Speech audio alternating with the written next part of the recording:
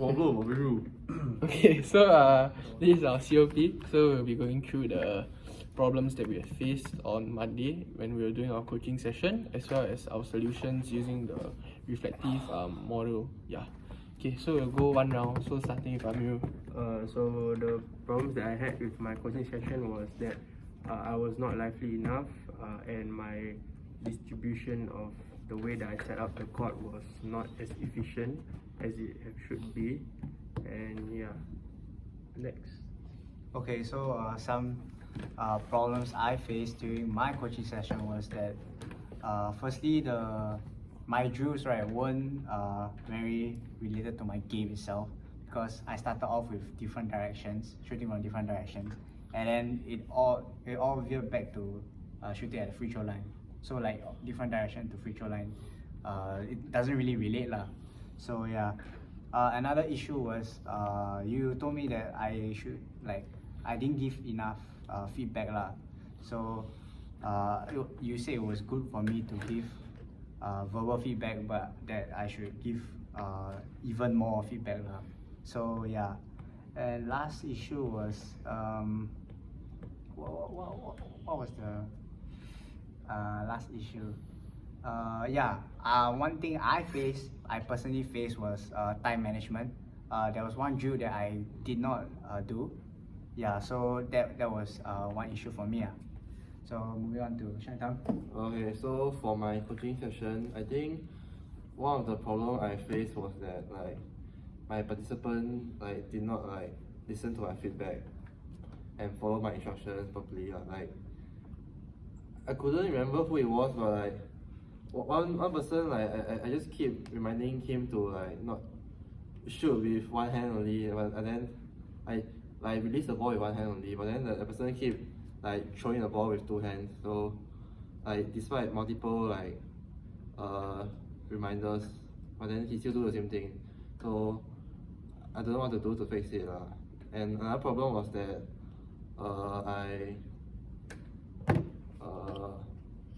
my tone was quite serious during my coaching session, so I need to find a way to make it more lively and fun for the participants.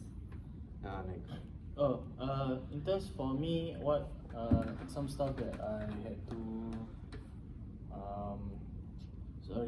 some problems that I faced was that mostly how I demonstrate the sport itself, the skill that I showed. I didn't make use of some of the demonstration. It wasn't in parts, what you said. So that was one of the problems that I faced. And then another mistake was that I didn't include any games for my coaching session. It was just very drill based. It wasn't like a game-like situation. So yeah, that was one thing that you said. And then another problem was that during the training session itself, I didn't really show,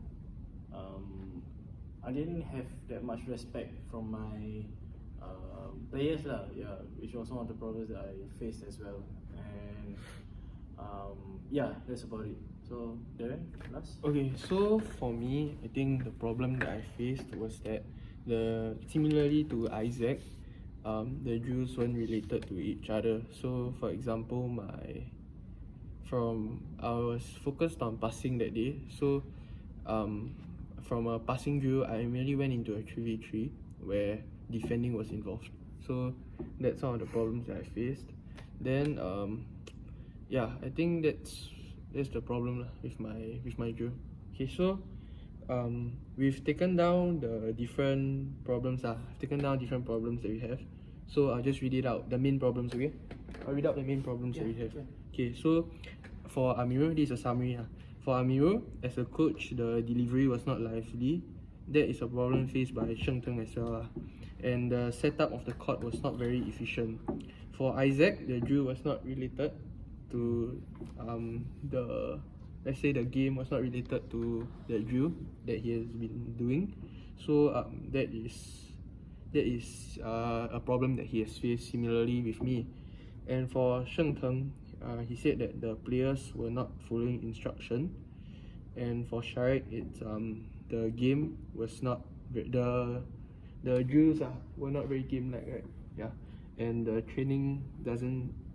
He didn't show much respect to the players.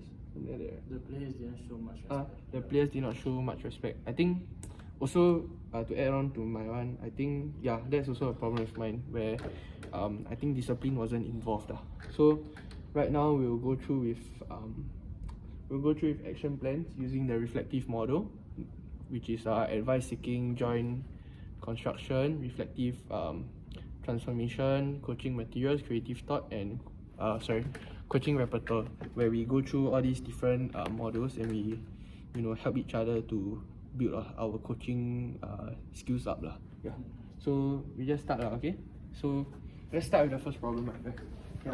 Okay. So the first problem was that the delivery was not lively for Sheng Teng and Amir. So what do you think we can do to help with this issue?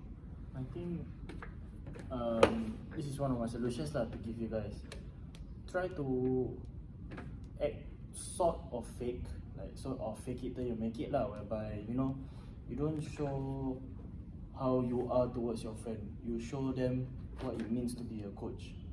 You have to treat them differently to how you treat them as a friend, right? So maybe the way you talk and the tone that you use in order to capture the attention of them, right, is important because I think what the problem was what you cannot get attention. Lively, Yeah. not Oh, lively. not You guys lively, are not yeah. lively, right? Yeah. So if you guys you don't show that very very happy and outgoing tone towards your players, right?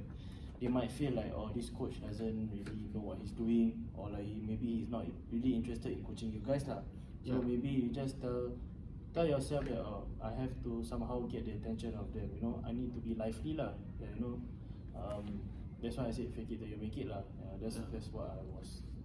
Some of the solutions Then I think for me, I also felt that the voice sometimes, like I said, is a bit monotone.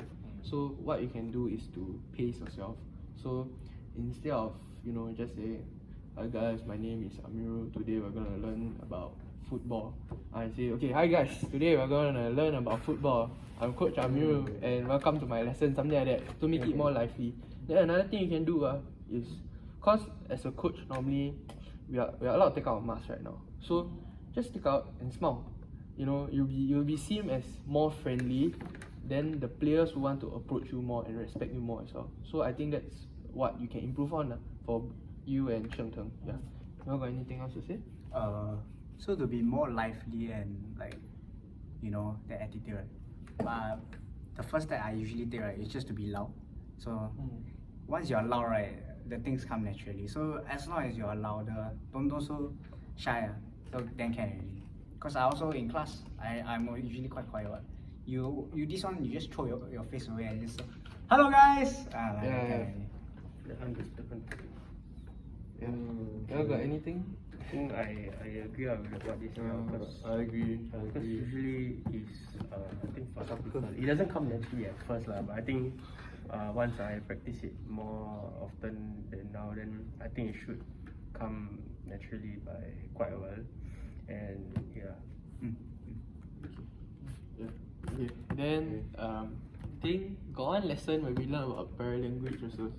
I think can go through that That's where you can see all the different stuff and that's where you can learn how to be the coach that whatever they teach inside So we just follow, and if we follow along, I think nothing will be wrong Yeah. So okay, next problem. You got anything else you want to say? No. Nothing else? Okay. The next problem was the setup for the court was not effective or efficient for Amir. That was a problem. I had a lot of drills, so I set it up in a way that I thought it was spread out, but the coach Harold said it was too congested because the main drill assessment, we had a match, right? Okay. So some of the cones were in the way of the court, so he thought instead of having too many drills, I should maybe cut down or merge the drills that I'll be doing into one area, so I have more space to use. Kind of makes sense. Okay. You can do that, or if you want to use all those drills, right?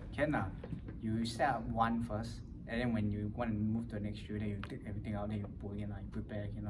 But that will take a lot of time. Yeah. So, Oh yeah, Coach Harold say instead of like setting up, I should try to get the students or athletes to help me instead, because I can get their attention to help and move it, so it's the process is faster. I don't have to waste much time also. Yeah, then at the same time, by doing that, right, the players will just be doing something rather than nothing, right? Because like if they are just waiting for you to set up the court and everything, right, it might take a longer time for one person to set up the whole thing rather than you ask maybe like a few of your players to help set up. So like what Isaac mentioned, like it's a much faster process for you, so that you know, you get to do things quickly, and then you are able to then proceed to other drills faster lah, rather than you doing it by yourself. Yeah.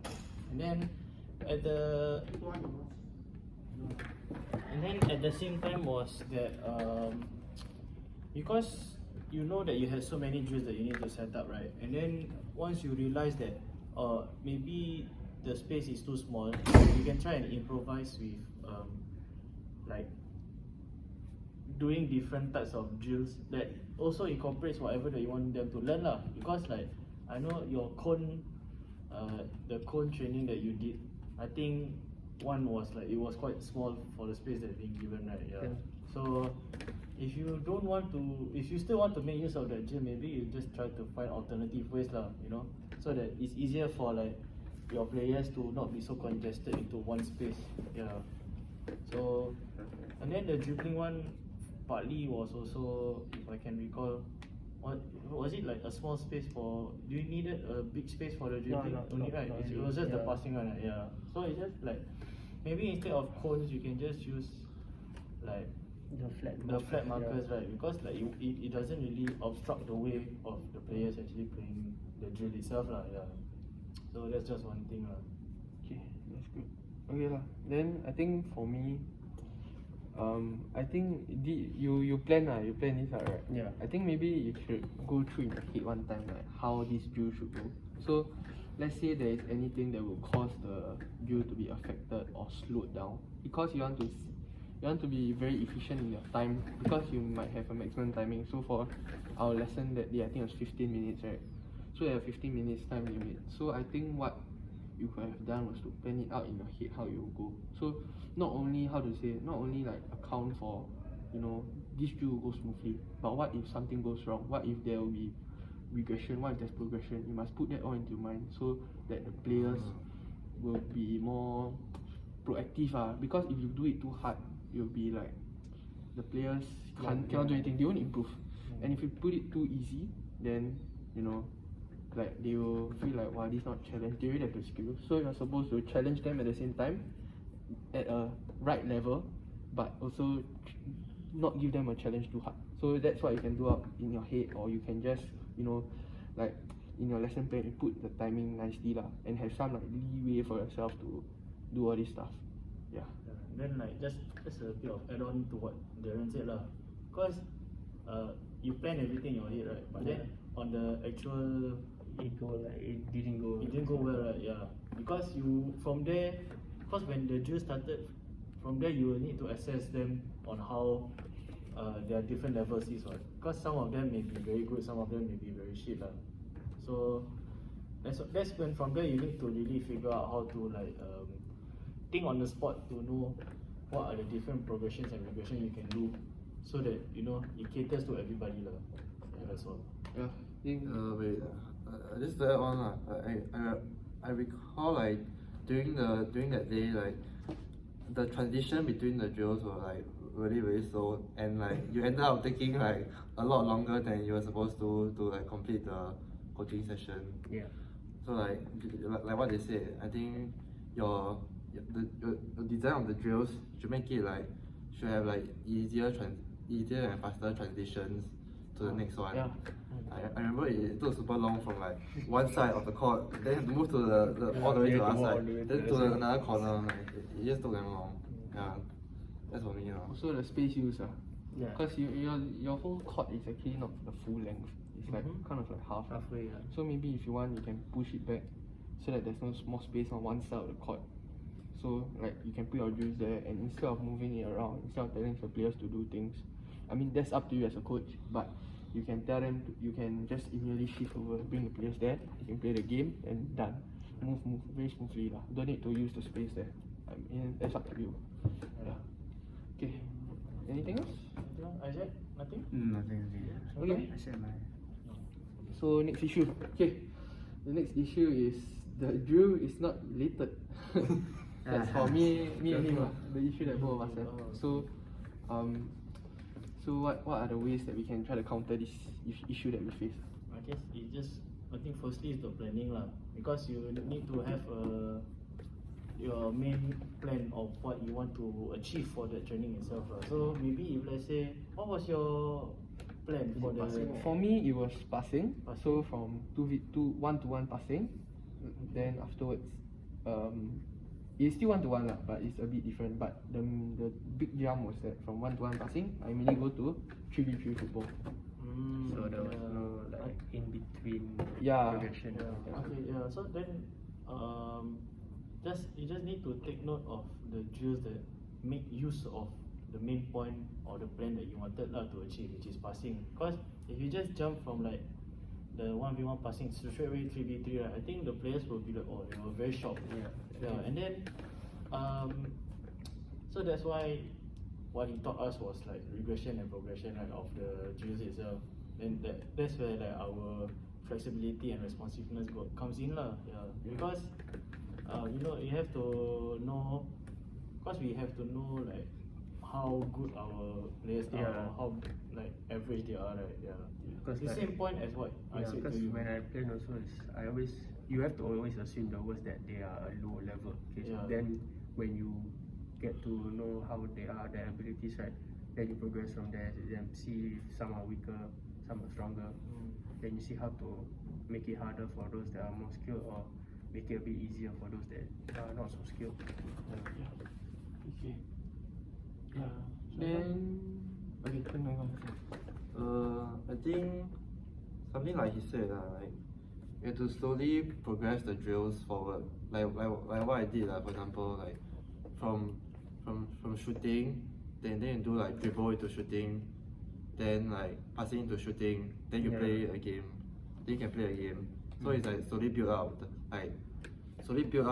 the skills needed for the game. So like it'll be more related, and like the players will be like clueless what to do. Like if you only teach them passing, then expect them to like dribble and shoot. Unless you modify your game to a point where you can only pass in the game, that means once you have passed, the person that has the ball, they cannot move, but the other teammates will have to move around so that you can pass. So that means there will be no dribbling, but the goal is to pass until you reach the goal. Something like that. Because you never teach them dribbling, and that's not part of your lesson, right? Yeah. Exactly. I didn't teach them dribbling. Yeah. Okay. Understand. So you just modify the game a bit. Modify the game. Okay. Then you got anything? That's my problem. So I teaching everything. Okay. Yes. Like just try to add a bit of the elements. Yeah. Draw out. Okay. Next Yeah. Alright. The next issue is players not following instructions. I guess that's more of like a discipline thing. maybe it's not following instructions, like unable to understand and internalize the instruction properly. Because sometimes they're not really clear to them once, even if you explain to them, right? Okay. Yeah, like some people just don't get it. Like, so how do we fix it? Maybe it's the demonstration or the feedback that's given. So like demonstration, maybe at the start, right, when you shoot, like there are a few different things that we learn. So there's the half, right? There's a whole part hole, right? Is it? There's a whole part hole, and then there's a slow mo. There's like all the the side different views, breaking it into different faces, side view, front view. So I think, for example, what's your drill? Shooting. Basketball. Which drill? Which There are a few drills. Basketball shooting It's from, mainly like, basketball shooting. Shooting from like free throw line. Okay, so maybe you can ask them. So firstly, maybe you can ask them to stand in front of you to see how it looks like. Then on the side. But from the start is like shooting from nearer, then progress to free throw line. Oh, as in like the demonstration. No, you asking like demonstration about like your drill itself. Yeah, like how you demonstrate. I think a demonstration is okay. I think my demonstration was accurate, but I think the players don't. Yeah, I think it's if it's the demonstration, it's okay. It's a matter of the students. The students maybe like How- as a coach, right? You know some students are weaker, right? Then you focus more on that particular student whenever it's his turn or her turn. So like guidance, coaching, something like that. Yeah. So like everyone goes like they have their own turn, right? Then you see that one student that still struggle a bit, right? Then you go to them, then maybe like guide them, hold their position at our position. Then you like the whole motion you help them. Yeah, or even slow it down, or even can just even regress for them. So I know that day your drill was really quite close already, but you can maybe even go even closer, or just maybe take one step back instead of shooting with the ball. Just do it without the ball, and just look at how their form is, and then look at them shoot the ball, but not towards the The net. thing is, I asked them to do like without the ball also, but then when they get the ball, it becomes totally different. Because it's like muscle memory never kick in. Right. Like I remember I had a problem because when I did drill, my left hand kicked like instead of interfering with the flick. So every time when I reach right, he would always say, "Oh no, your left hand is just there for support." I kept moving accidentally without knowing. So Okay. I think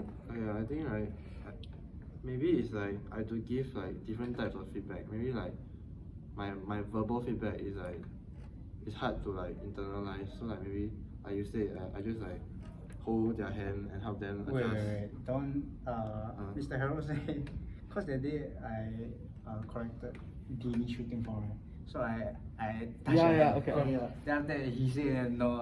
After that he said don't do Yeah, that. especially if it's the opposite gender. Yeah, that one. Respect lah, bro. respect. I think maybe just not say touch them, but help stand beside them, give them even a closer view so that they can see exactly how it is. Or you grab your own Like ball, Mr. right? Then Harold you stand said, beside like- them. Then you do the whole stance, Yeah. and they side by side, make sure she follows the exact stance. I remember Mr. Harold said like you can like, for example, like take video of them and like. Oh like, point out yeah, also. we can use video coaching feedback. materials. Yeah, all those are coaching. Point out also. Yeah. So I think I'll try to do that. Okay, are we done with this part?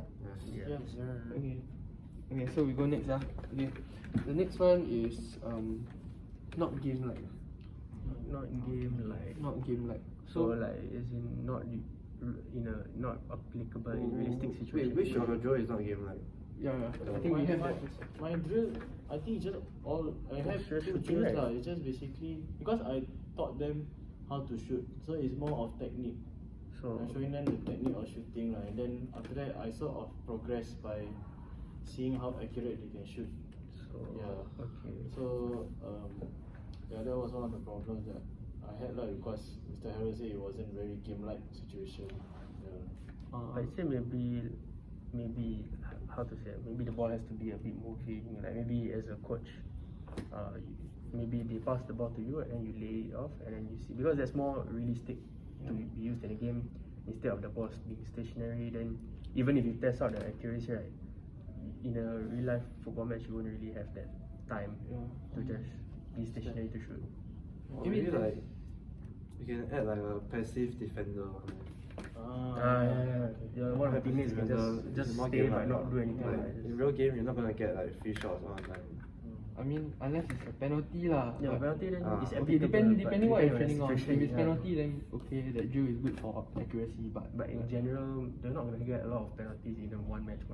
yeah, The likelihood of that is quite can low. change the drill to that, or maybe even like a moving ball, so you can use the gentle Taxonomy. to just help us make it not so repetitive where we just immediately shoot from the spot, but maybe we can have a moving ball so that there is a variation to it, and maybe even not only a moving ball on the floor, on top, whatever.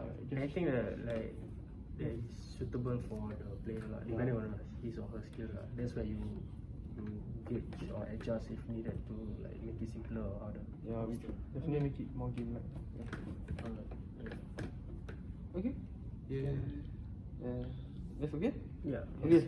Then a problem that both of us face is the players don't show much respect. So Discipline issues is it? So I think- what did you do? Yeah, what do you mean? for I think it's more of Sorry. like, let him talk about the situation first, then I'll talk about it. So I think mine was just basically like while they were doing the drill, they weren't really doing it for. I think it was more like they were just doing it for the sake of doing it, without actually trying to learn and understand about like how, not say how lah, but it was more like, to try and improve their shooting technique lah. It was more like they're just kicking it anyhow lah. Even though I did try my best to correct them many times. Okay, but maybe it's because like it's too easy, like they find it too easy, that's why they just anyhow. Maybe. So is it like if I sort of progress Maybe you progress the thing further. okay, then from there maybe I can ask them to make use of the shooting technique that I teach them lah, is it? yeah, Yeah, something like that. Okay. like the ones that we just said, the one that moving balls or that, that one can be used for those that are better, like Nabil or that. We know that they are better, right? So you for that one station, the other net used, you can use the more advanced drills, and then the one which have lesser skilled players can use the basic drills that you taught them, more of the technique. Wait, do you have a competition like drill? It was at the end lah, because I split up the group within like 2 groups. So it's like 3 people lah. And then like the main aim was just to see how accurate they are. Cause I put in cones at the different parts of the goal to see like whether they are able to accurately shoot the ball and hit the cones lah. Yeah. But I think one thing I realized that one of the I try my best to be as equal as possible lah. Yeah. And I think that one was okay, whereby the teams were equally matched. Cause like the numbers weren't far off. Yeah. If like I were to put in maybe like one group that specifically knows how to play football compared to one that does not, right? It'll be unfair. It will be quite unfair lah. That's why I realized that maybe let's try and make it a competition. So Because to me, like, if you want them to so-called respect, right, I feel like one way is to do competition, because they will like something will click in them lah. Oh, they want to win. Yeah. Yeah, they want to win, so they will apply properly. Yeah, plus It's some. I also do that lah. Yeah, When because I see competition, competition will confirm, I instantly want to like Yeah. the part where they just do for fun, or like they just do for the sake of doing, then they will turn into a more of a more serious. like more motivation for them to actually win, because we know that we are all competitive right, at times, right? Yeah. And competition provides us the determination to do things properly, and yeah, that would really suit them well lah. okay. How about your situation? My one was not really respect of the drill, but more like disciplinary in the how to say, in the drills. So like for example, when the ball goes out, they don't immediately go take it. So that is one part that was lacking in my stuff, and kind of like they don't take things seriously. Like let's say I talking, they also talk. This type of stuff happens. Yeah. I think that's more of there's something like Coach Harold. I think if not wrong, most of us you tell us that you have to establish discipline at the start. So like after the introduction and everything, right, after safety check and all, then you start to lay some ground rules.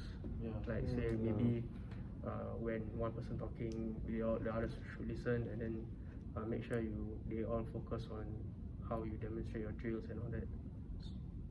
Yeah, I think that was why we experienced that lah. Because I did remember I did not set any ground rules.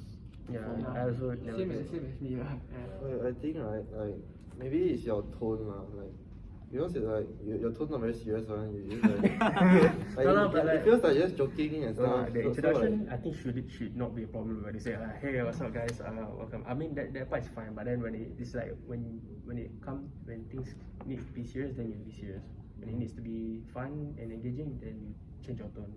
Something like that. I feel like your tone has to be serious when like it Yeah. needs to be. Then maybe we can say something like, "Guys, after you explain what they should do, and they say, I hope you guys can cooperate with me, and hopefully all of this will lead to a very good session, and we're all happy." Right? Something like that. Yeah. Maybe just explain my goals of the lesson so that you know they will want to listen and try to be more engaged in the lesson. And then maybe be more cooperative lah. Yeah. Okay, I think that's it lah. Yeah. So let's just sum up the main points today. Okay, so we talked about the tone. So for both of us, I think three of us three of us face the issue of our tone. So we should focus more on our paralanguaging, you know, and also our drills.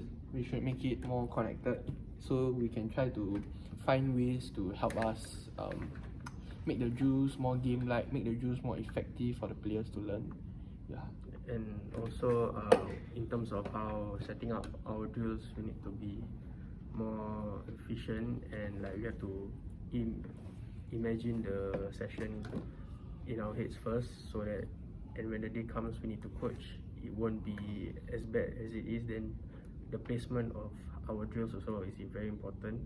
Like some drills that have the similar skills needed, maybe you can merge so that more space can be used for other practices, or like even the main drills that we need. And yeah. Okay. And setting ground rules.